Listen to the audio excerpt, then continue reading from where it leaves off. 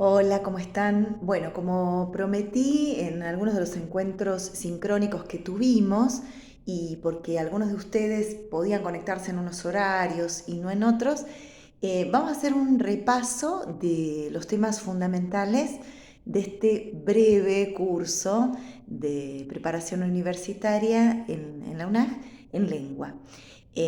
Como conversamos ya, el objetivo de este curso es darles a ustedes algunas herramientas para empezar a transitar con pie firme las distintas materias de sus carreras.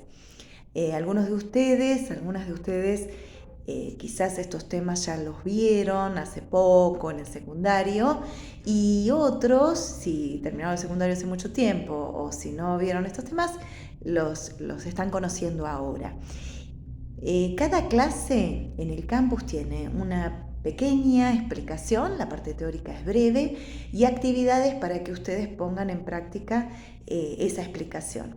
Algunas de las actividades al final de las primeras clases son de normativa, para repasar algunas cuestiones del lenguaje castellano, como el uso del punto, de la coma, ¿sí? Estas cuestiones de normativa que hacen a la prolijidad de un texto. Este curso introductorio se basa en lo escrito, no en lo oral. Estamos trabajando la escritura y la escritura académica. El ámbito académico es aquel en el que se enseña, se aprende y se enseña. No es natural, no es lo primero que aprendemos cuando hablamos y escribimos, y es un aprendizaje que se va haciendo con el tiempo a medida que uno lo necesita.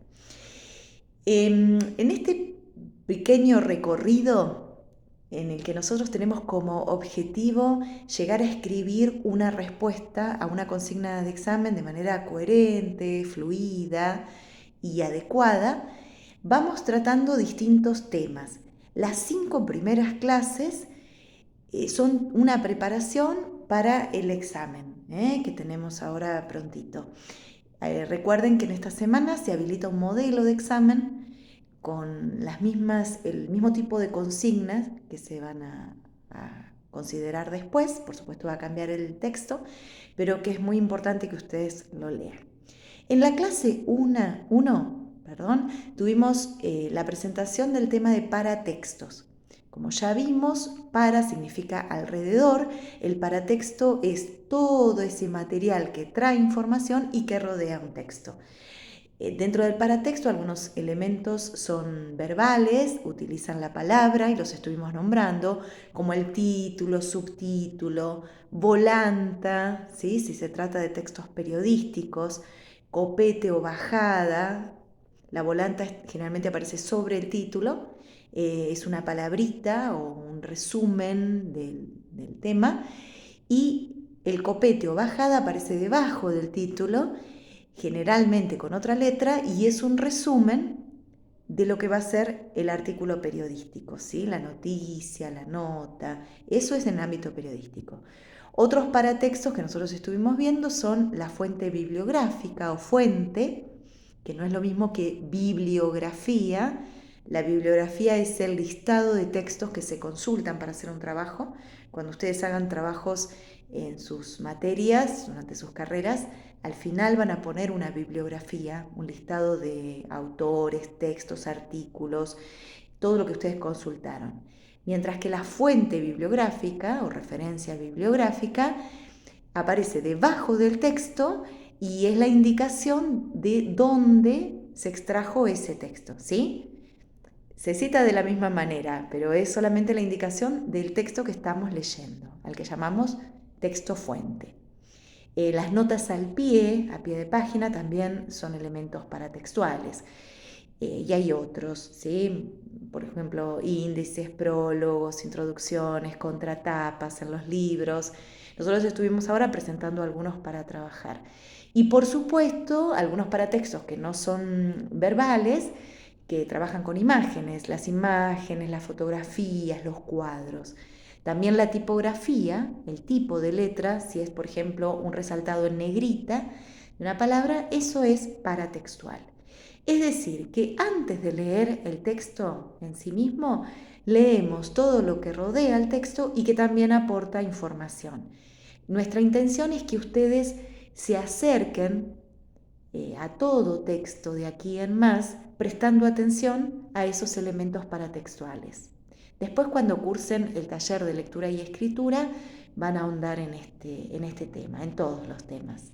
Ahora son una presentación, recordatorio o presentación para quien no lo conoce. En la clase 2 se presentan los temas de tema y subtema. Dijimos en los encuentros que para que un texto sea coherente, tenga sentido, se comprenda, tiene que cumplir mínimamente con dos condiciones. Una es que se mantenga el mismo tema a lo largo de todo el texto. Eso da una coherencia global. Se empieza hablando de un tema y por supuesto hay que sostener ese mismo tema durante todo el discurso. Pero a su vez, para que un texto sea coherente, existe lo que se llama progresión temática. Es decir, que en cada párrafo, con un punto y aparte se distingue un párrafo, se vaya brindando información nueva. Yo empiezo hablando de un tema, pero si en un párrafo digo una cosa sobre ese tema, en el segundo párrafo digo lo mismo, en el tercero cambio las palabras y digo lo mismo, no avanza la información del texto, entonces tampoco es coherente. Por lo tanto, en cada párrafo hay que agregar nueva información. Y en cada párrafo va a haber lo que se llama un subtema. Es decir, esa nueva información se podría resumir en una oración y así estamos determinando cuál es el subtema. En la clase 2, como ustedes ya vieron, porque además hay un trabajo práctico, obligatorio, breve, pero para que tengan una devolución de su escritura, en la clase 2 se trabajó con tema y subtema. Tienen actividades para poder distinguir cuál es la mejor frase, la frase que expresa mejor un tema de un texto o la frase que resume mejor el subtema de determinado párrafo. Y también practicamos un poco que ustedes puedan decir cuál es tema y subtema de un texto, ¿sí? Seguimos avanzando y en las clases 3 y 4 se presenta el tema de cita directa y de cita indirecta. En las dos clases se trabaja en un texto con la palabra ajena, es decir, con palabra de otros textos, de otros autores o autoras. Estas dos clases hacen hincapié en la manera correcta de citar la palabra ajena en un texto, para que ustedes primero puedan reconocerla en otros textos y para que después lo puedan incorporar cuando tengan que escribir distintos géneros para sus carreras. Por supuesto, casi todos los trabajos que les piden ensayos, artículos, monografías, tesinas, tesis, se basan en otras lecturas, a veces en entrevistas orales que después se reescriben y son material para sus propios trabajos. Entonces ustedes siempre van a tener que estar citando, además de sus propias conclusiones, otras palabras. En la clase 3 se explica cuáles son los elementos gráficos y las maneras correctas de hacer citas directas. Es decir, de citar directamente y textualmente la palabra de otro, generalmente de un texto previo que se leyó. Se muestran las distintas formas, pero siempre se hace hincapié en que hay que entrecomillar, hay que resaltar la palabra citada para distinguirla de la propia. Se usan, para introducir las palabras ajenas, verbos de decir. Los verbos de decir son aquellos que sirven para dar la palabra al otro autor, simplemente para presentar la palabra ajena. Dice, manifiesta, sostiene, afirma. Generalmente las usamos en tiempo presente y de esa manera presentamos la palabra de otro.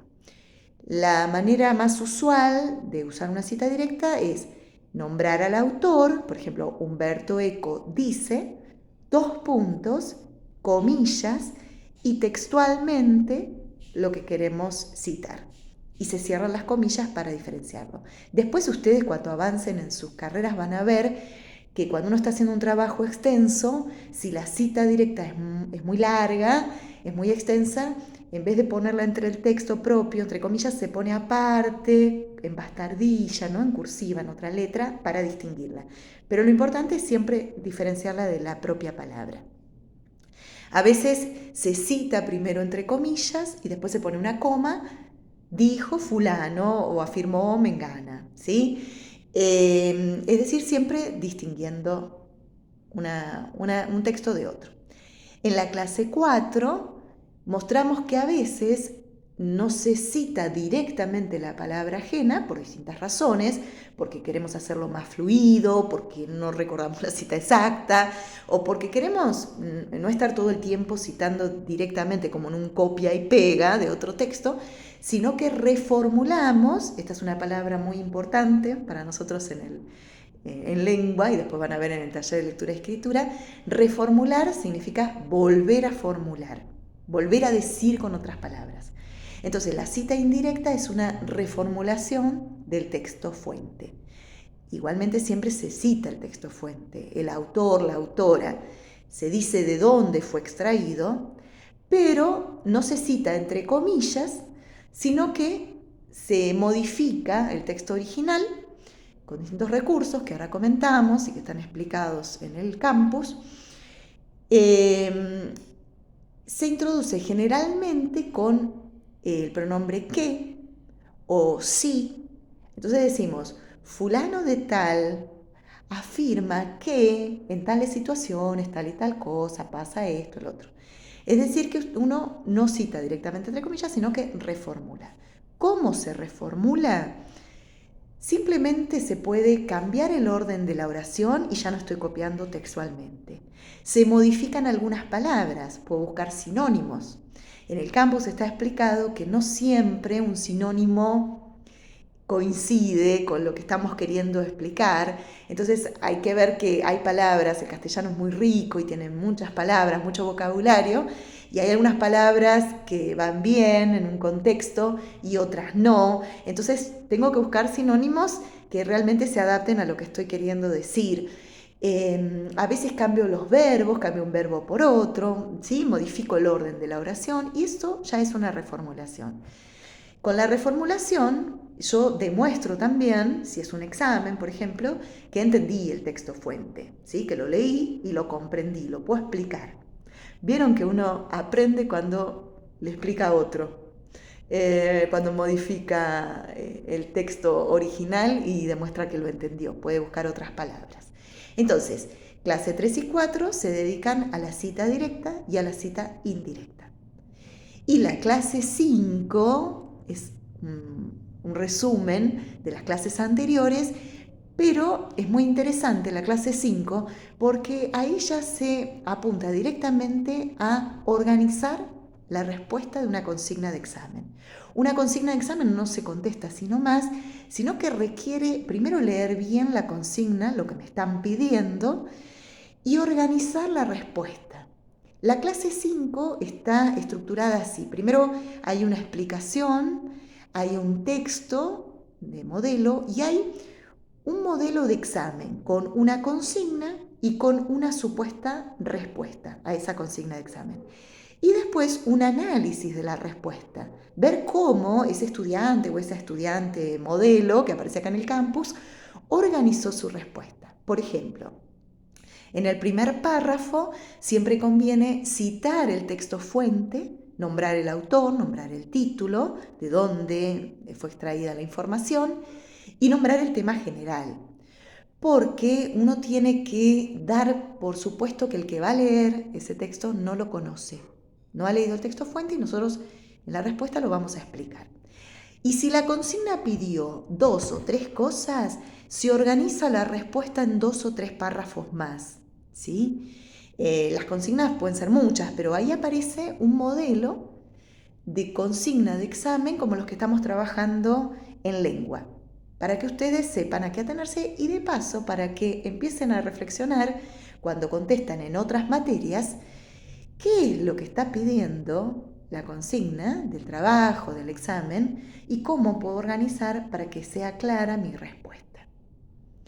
En la clase 5 hay una guía de autocorrección que es muy interesante, es para que ustedes puedan evaluar la respuesta y revisar si cumple con todas las características, las pautas de una respuesta académica. Es decir, que en estas primeras 5 clases hacemos un recorrido por la lectura de un texto académico y la escritura de un texto académico como es la respuesta a una consigna de examen. Vamos a poner en práctica en el examen todo esto que estuvimos practicando. Pueden entrar a las clases no se cierran, completar actividades y por supuesto, como digo por mail y como decimos en los encuentros, pregunten todo lo que necesiten antes del examen. Bueno, nos vemos y nos seguimos comunicando.